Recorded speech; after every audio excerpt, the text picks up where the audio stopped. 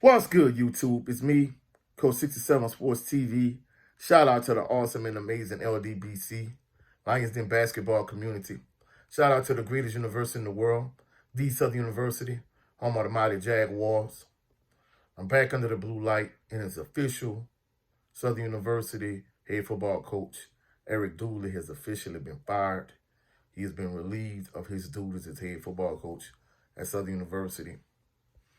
Athletic Director Roman Banks had a press conference. I'm paraphrasing what he said, but they just said that Southern University is going in a different direction. They moving away from Coach Dooley, and they want to thank him for everything he did, so on and so forth. And essentially, they just decided to part ways with Coach Dooley. In the meantime, Terrence Graves is the interim head coach for Southern University for the Bayou Classic. The interesting thing about Coach Graves is some years back, he was also the interim head coach for Grambling, and he led Grambling to a victory over Southern. So he's one of the few coaches that can say, hey, I coached on both sidelines during the Bayou Classic. And also he could be like the one coach that could say, hey, I won as the head coach, whether it was interim or not, at both Southern and Grambling. So I got a victory over both teams in the Bayou Classic, which is amazing. One other thing I want to point out, too, Southern University administration, it has to get it right with this next hire for Southern University's head football coach. They haven't gotten it right in a while in terms of first shot, we doing it and we're going to get it right. They really haven't gotten it right since head coach Pete Richardson, and that was a long time ago. Now, I know some people are going to be like, well, hey, Dawson Odoms won a SWAC championship. That is true.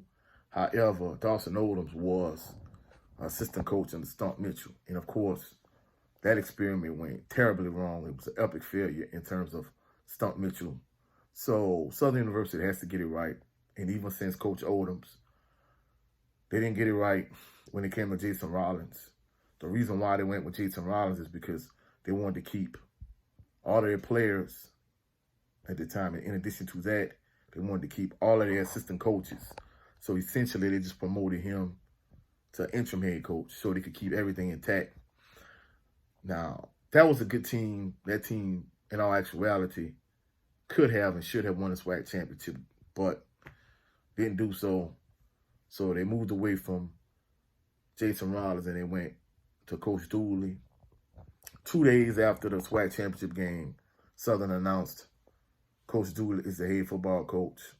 I was not a fan of the way both Southern University and Coach Dooley handled the situation. I mean, it was classless in my opinion. I felt like they could have handled it in a much better situation. Handled that situation in a much better way. I mean, that's my personal opinion, but I didn't like the way they handled it. But even with that being said, the Coach Dooley experiment went terribly wrong also. He did not do a good job as Southern University's head coach. Now, in terms of what I've been seeing across HBCU football channels in terms of their coverage of the situation, many individuals don't understand why Southern University let go Coach Dooley is the head football coach. Well, someone like myself that has been at every Southern University home game since practically all my life. I only missed 1 year where I didn't go to every game, but even with that being said, I've been to all the games. And truthfully speaking, Coach Dooley, he didn't do a good job as Southern University's head coach. And it was time for Southern to move in a different direction. So for all those individuals that have been saying, no, they should have gave him another year, so on and so forth, I disagree totally. It was time for Southern to pivot and move in a different direction. Now, one thing I want to make abundantly clear is I'm not against Southern University hiring another head coach that has ties to Southern University. However, they do not need to recycle another one of these SWAC coaches, because a few weeks ago when I went to Longmont, Mississippi and watched Southern play against Alcorn, went to Jack Spink Stadium and I'm looking on the west side, and one thing I noticed, is Jack Spinks up on the press box. However, Marino Chasm name was up there also. And for those individuals that don't know, Marino Chasm was both the head coach at Alcorn and Southern. And of course, he was an AD also. So the point I'm trying to make is if I actually sat down and did my research, there's multiple coaches over the course of the years that has been a head coach at more than one SWAC school. So I think Southern needs to move away from recycling these SWAC coaches. In addition to that, I think what transpired with Coach Prime, I don't think they're going to go in the direction of hiring a celebrity head coach. That really was the plan. Instead of hiring Jason Rollins, they really intended to hire Marshall Faulk from what I understood. But, you know, him with the scandal with the NFL Network, they really decided not to go in that direction because he was too hot. And essentially, that was Marshall Faulk's opportunity to become a head football coach. It kind of went by the wayside after that point. But more than anything, in terms of from an administrative standpoint, no matter what method, whether they hire a team or whether the administration decides who they're going to hire, whatever the case may be, Southern University's administration needs to get this right in terms of whoever the next head coach will be. Now, understand this. Jaguar Nation, when they started calling for Coach Dooley's job, they wasn't calling for just Coach Dooley to be fired. They also wanted athletic director Roman Banks to be fired also.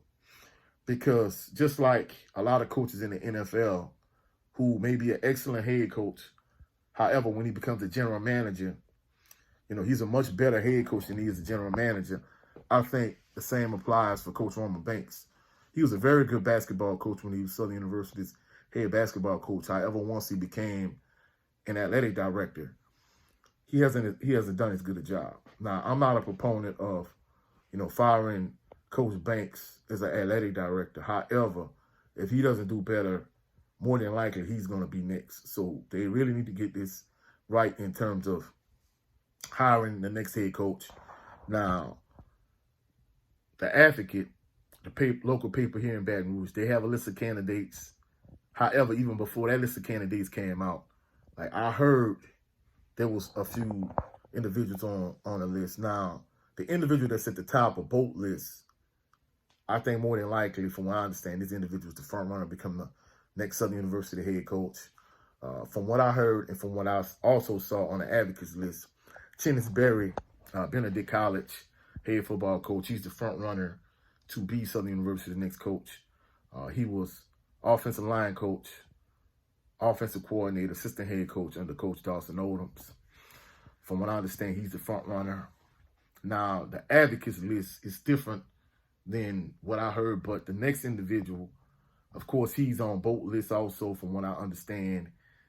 From what I heard, like under Coach Berry, Trey Oliver, North Carolina Central head coach, is next on the list. Me personally, I don't think he's going to leave North Carolina Central. I think if Southern University did try to make him the head coach, I think the only thing it'll do is basically give him a pay raise at North Carolina Central based on the recent success he's had there. So those are the top two individuals on both lists. Now, the third individual I heard, he wasn't on the advocates list, but I heard Quinn Gray. He was a candidate on the short list. I heard that was the only three candidates I heard. However, the advocate had a different list. And on this list, they also had Jabbar Jaluk, who's an assistant head coach at the University of Florida Gators. He's a running backs coach, a recruiting coordinator. Every time Southern has had an opening in the last couple times out, his name has always been on that short list. So I can see him being, you know, one of the individuals that Southern University like strongly goes after. Also on the list for this next head coach, Southern University assistant coach and quarterback coach Willie Totten. You know, he's on the list.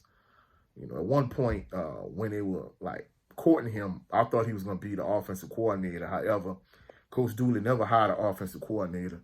He remained his own offensive coordinator, and basically he called the plays himself. So, you know, we'll see. From what I'm understanding, they more than likely it won't be an internal hire. However, if they do decide to hire from within, it's going to be Coach Willie Totten in terms of being the next head coach. And the last individual I heard, he wasn't on the list of individuals I heard, but in terms of the advocates list, David Johnson, Florida State running back coach and recruiting coordinator. He went to Nicholls State. He's a native in New Orleans. He was like the bottom of the advocates list. Truthfully speaking, he wasn't on the list I heard. I heard the three names I heard was Chennis Berry, Trey Oliver, and Quinn Gray. But in terms of David Johnson, I'm going to be truthful.